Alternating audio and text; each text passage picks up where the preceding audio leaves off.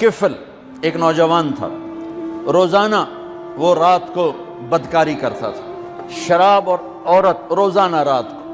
ایک رات ایک لڑکی کو 60 دینار میں لے کر آیا۔ جب کمرے میں آیا، دروازہ بند کر کے دیکھا تو وہ لڑکی رو رہی تھی۔ کفل نے کہا، کیوں رو رہی ہو؟ میں نے زبردستی تو نہیں کی۔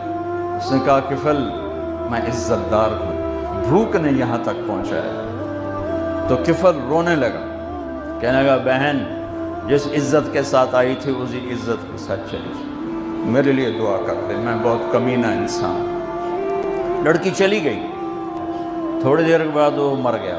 صبح ہوئی، جیسا اس شخص کا کردار تھا، نہ اس کو کوئی نہلانے آتا نہ کوئی کندھا دینے آتا، اس شہنشاہ پہ قربان۔ صبح ہوئی تو لوگوں نے کیا دیکھا؟